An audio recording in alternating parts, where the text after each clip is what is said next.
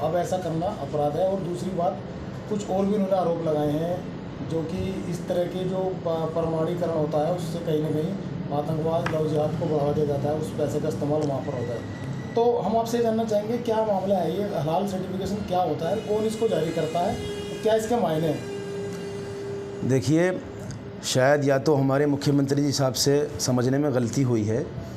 मुसलमान का हलाल सर्टिफिकेट से बहुत कम लेने देना है। इसका मुनाफा मुसलमान को 20% भी नहीं होता है। अगर कोई मुसलमान कारोबारी है तो उसको अगर किसी मुसलमान को बेचना है, ख़रीदना है, तो उसे हलाल सर्टिफिकेट लगाने की ज़रूरत नहीं है। और गैर मुस्लिम को बेचने के लिए हलाल और हराम हमारा लगाने से उनको कोई फ़र्क पड़ता नहीं है। आप देखें, हमारे थाना नौचंदी हो या थाना लिसाड़ी गेट हो, 50-50 दुकानें यहाँ पर गोश्त की हैं, किसी के यहाँ हलाल सर्टिफिकेट टंगा हुआ नहीं देखेंगे आप। जब कोई गैर मुस्लिम कारोबार करता है और वो बाहर गल्फ़ कंट्रीज़ में अपना माल बेचता है, जैसे बाबा रामदेव हैं या और जितने स्लाटर हाउस हैं, उनको अपना मीट बेचने के लिए लगाना पड़ता है कि भाई हम नॉन मुस्लिम होकर भी हलाल बेच रहे हैं, वो हलाल लगा कर बेचते हैं। मुसलमान को इससे कोई फ़ायदा नहीं होता है, मुश्किल से 5% मुसलमान नहीं करता होगा। या जो मिक्स पार्टनरशिप में गैर मुस्लिम और मुसलमान कारोबार करते हैं, वो लगा देते हैं हलाल सर्टिफिकेट कि भाई हम नॉन मुस्लिम होने के बाद भी हम मुसलमानों के लिए हलाल लगते हैं, आप हमसे आकर ख़रीदो। तो इससे मुसलमानों का लेना देना कुछ नहीं है, शायद समझने में गलती हुई है।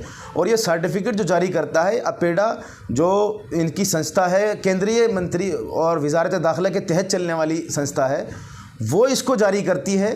केंद्र के ज़रिए ही ये सारा काम होता है। जो FCRA से पैसा आता है पूरी बाहर दुनिया से, वो भी सब गवर्नमेंट की नज़र में होता है। तो अगर वो पैसा आतंकवाद में यूज़ हो रहा है, वो धर्मांतरण में यूज़ हो रहा है, तो इस सिलसिले में उनको केंद्र सरकार से सवाल करना चाहिए कि आखिर केंद्र सरकार इसका मतलब आतंकवाद को बढ़ावा दे रही है। हलाल का मतलब होता क्या है? और अगर हम बात करें वस्तु हलाल का चीज़ों पर ये जो है ज़्यादातर इस्तेमाल किया जाता है या इसके देखिए, ज़्यादातर खाने पीने की चीज़ों में हलाल का इस्तेमाल होता है। तो एक मुसलमान है, मैं अगर काम कर रहा हूँ, बाहर बेच रहा हूँ, तो मेरा अगर माल जा रहा है और उन्हें पता है कि मोहम्मद अब्दुल्ला या मोहम्मद हसन के पास से माल जा रहा है, तो वो हलाल के बारे में कोई सवाल नहीं करता। लेकिन अगर आप इसको किसी हमारे हिंदू भाई को कारोबार करना है या किसी सिख को ही कारोबार करना है, तो गल्फ़ में कोई नहीं लेता। वो कहते हैं कि इसमें ऐसा तो नहीं है कि इसमें गलत तरीके से जानवर ज़िबा करके गोश्त आ रहा है, या इसमें शराब का इस्तेमाल हो रहा है, या इसमें किसी ऐसी चीज़ का इस्तेमाल हो रहा है जैसे खिंजीर हो या कुछ हो, तो उसके लिए उन्हें एक गैर मुस्लिम को उस पर लगाना पड़ता है हलाल के भाई हम हिंदू होके भी आप लोगों के लिए सही चीज़ पेश कर रहे हैं। हमारे यहाँ की जो संस्थाएं हैं, जमीयत उलमा हिंद या दूसरी तंजीमें, जिन्हें केंद्र सरकार से इजाज़त है सर्टिफिकेट देने की, उनसे हमारे पास इजाज़त है आपको सामान देने की कि हम हलाल दे रहे हैं। तो ये दूसरे के लोग करते हैं, मुसलमानों का इससे लेना देना ही नहीं है। मैं इसकी आपको गारंटी देता हूँ कि आप पूरे शहर में चले जाओ, पूरे ज़िला मेरठ में आपको किसी मुसलमान के हलाल सर्टिफिकेट टंगा हुआ नहीं होगा। लेकिन आप KFC में जाओ, मैकडोनाल्ड में जाओ, जब आप वहाँ KFC में चिकन बर्गर लोगे, आप फिर पूछोगे उससे, क्योंकि वो मुसलमान का नहीं है, कि भाई इसमें जो चिकन डला हुआ है वो हलाल है, तो वो आपको दिखाएगा सर्टिफिकेट कि जी देखिए ये जमीयत उलमा हिंद से ले रखा है हमने, हम हलाल बेचते हैं। तो कोई मुसलमान हलाल उसका तो नाम ही हलाल होना, किसी को पूछने की ज़रूरत ही नहीं है। जो इल्ज़ाम लगाए गए हैं इस सारे के सारे, ये सारे के सारे हमारे मुख्यमंत्री जी को समझाने वालों की गलती है।